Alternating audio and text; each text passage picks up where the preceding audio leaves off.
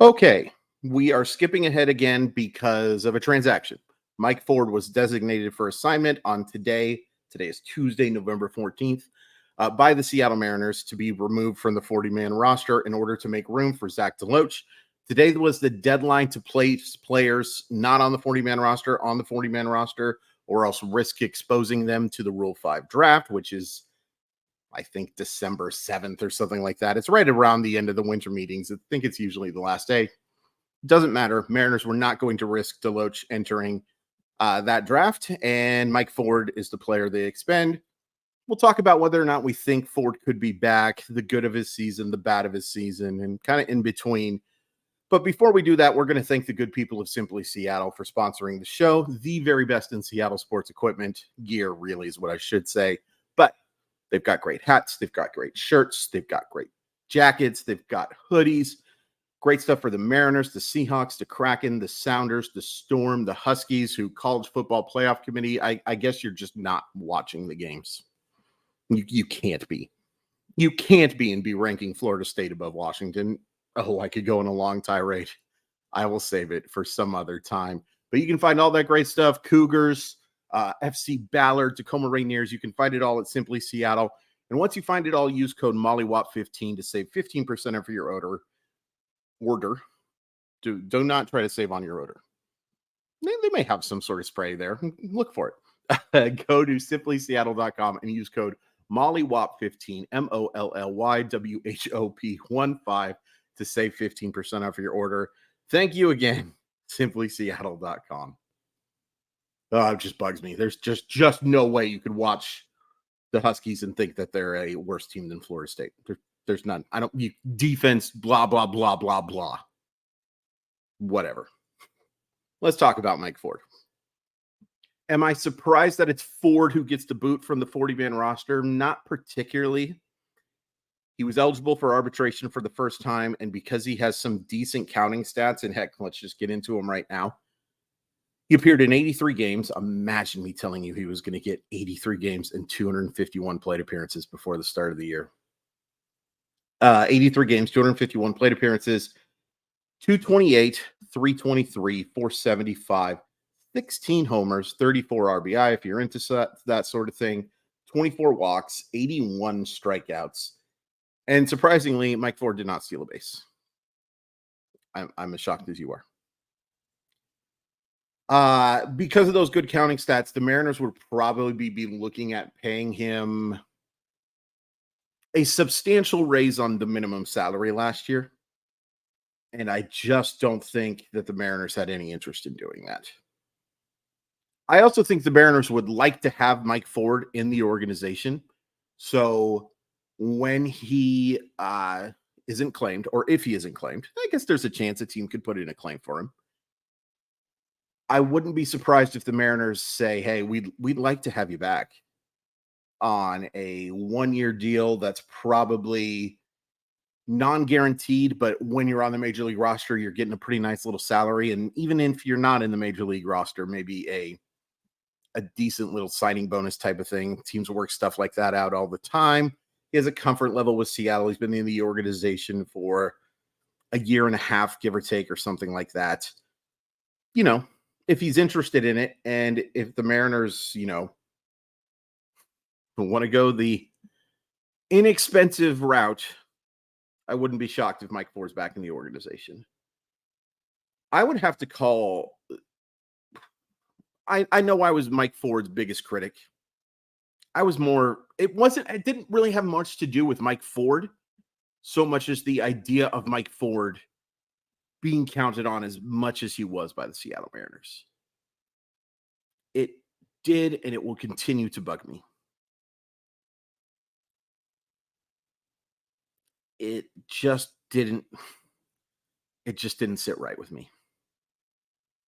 I did not enjoy watching Mike Ford hit often in the middle of the order and fail spectacularly at times. Now, he also had some great at-bats and some huge hits, and I will always be thankful for the Mike Ford homer off of Felix Bautista, who this isn't even Felix Bautista's fault. But after that Baltimore King Felix crap,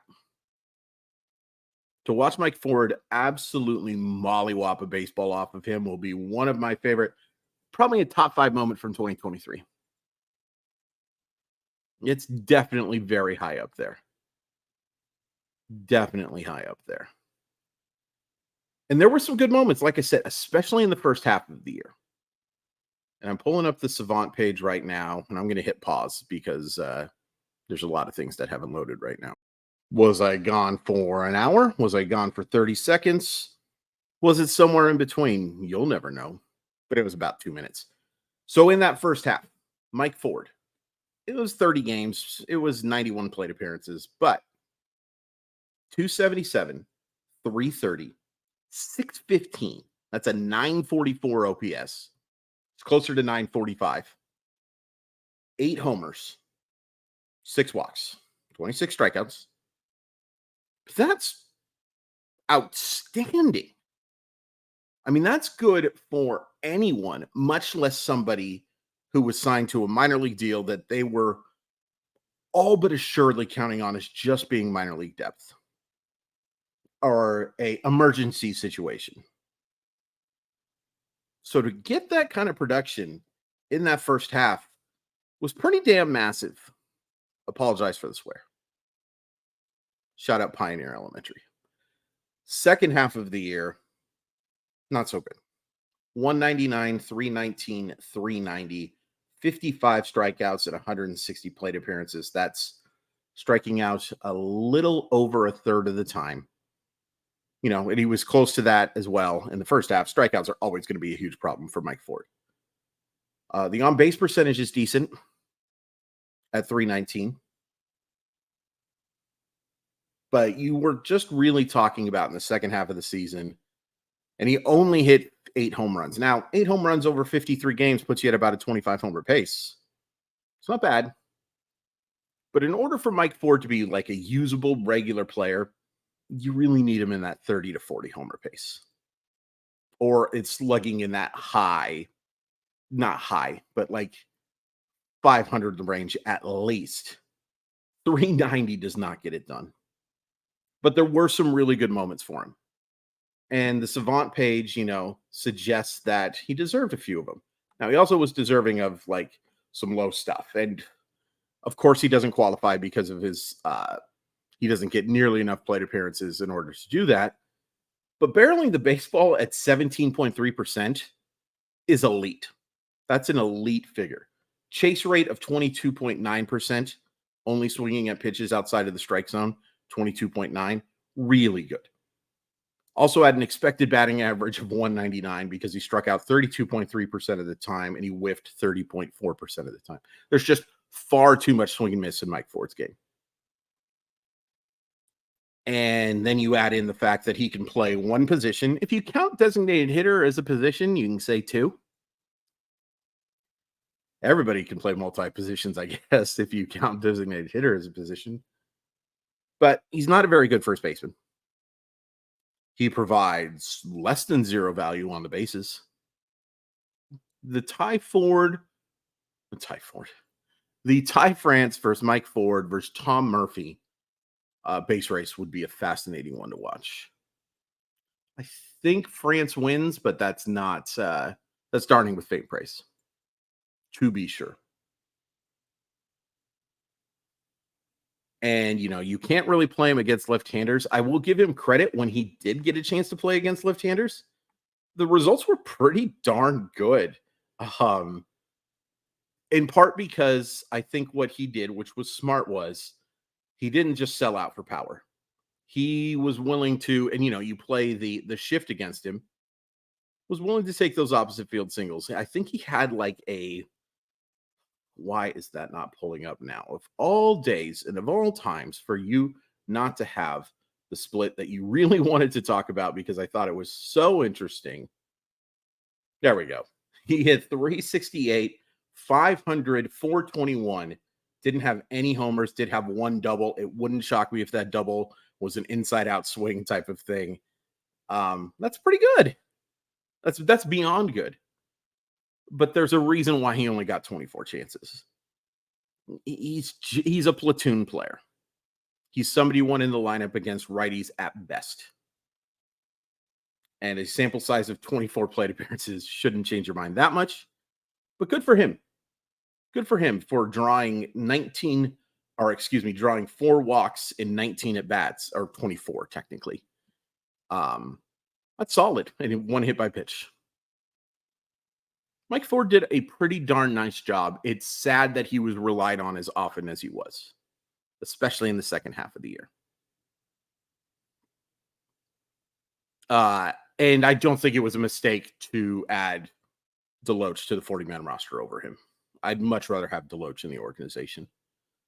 They can put up similar statistics in terms of value in different ways, I think. I like DeLoach.